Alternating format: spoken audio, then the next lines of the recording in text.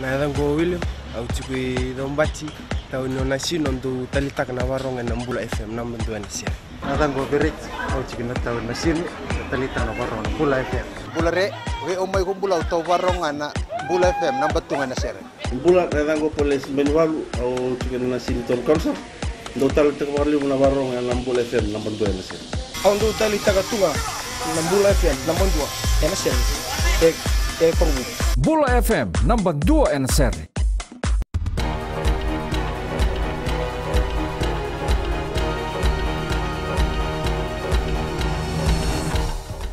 Ni sambulu binaka si koyongo na pagleleka ni nonde tukutuku na mbongende ndai. Kila kasa mataki ni akudubi ndonongone lewa na mataka ndai ena ngoni sala na Holland e suba. E bagandi tako ana na isoro na tambana ni obisa ni adingo minake ni tukutuku na station ni obisa e totongo.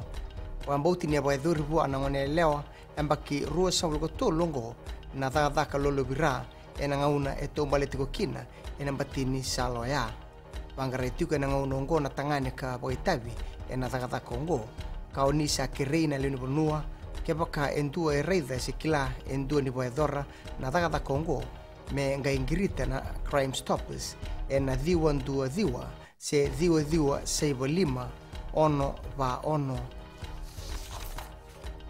Bunga na beitiko kena korro era sotaba na ndendre ena buku ni bebe sa unindraki era na buke mai na mate ni tu. E baganda itaka o borenge mani marama na ililu ni mate ni tu ena noa ena kena ndolabi na mbani ua mai kumi berata e te ilebu. Ni rawa me rasotaba na nonda kawa ena beisinga ni mataka na rebu ni bebe sa unindraki ia ndondonu menta tigibu taga raongo na kena tarobi. Tuna mbani marama ningo talenga endua na tikina e bagaritaka kena be mata ni tulelebu ena besi burubura na kena sabaki leitiko ena nonda bonua na rebu ni besa unindraki kangen rebikina na kena bagalelitaki ni kasinganga kamburaki e mali walala e kai ni sasanga taga sartiko bako kawa na tikinongo baletira na nonda kawa ena besinga maimuri. Ena ndikiaba na tambana ni bagadabadaba kena kasitamba na ibagadabadaba e tauriba hitiko ena ngaunongo membaleta na kena bolimai na motoka kena matangali na hybrid. Erna wabu hitiko na bakalislesi ena ngauna se mbera ni mbiukina na ibagadabadaba kena ngauna sa mbiwa tikina ena kena ngandrebi mera rokoba na beitini ni boli tigi motoka na ibagadabadaba ndina kakadibaki ene tigibu ni bulongo.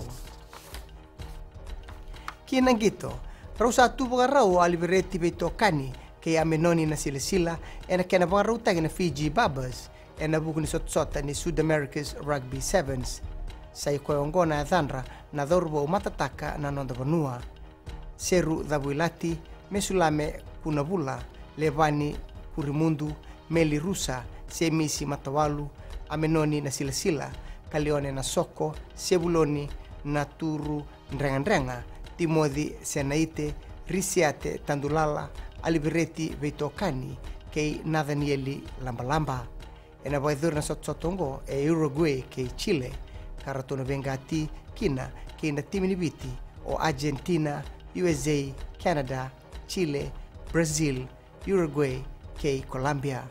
Ena baidhur na sotsotongo ena ika ono kena ika vitu ni singa ni Januari e Uruguay, kana kei lagi tomani ena ikatinika bake ena ikatinika lima ni bula o Januari e Chile erto sana bimbi utiko na nonda matatimi ena madhao mayongo mwedha bekiri na bagaleleka ni nonda itukutuko ena ambaki ongo ronondolu tinika ono meadhoba na rongo ibagaleleka ena ambaki vou ronondolu tinika vitu ni kalunga tatiko na ndoni ba rongo ni bagading vinaka.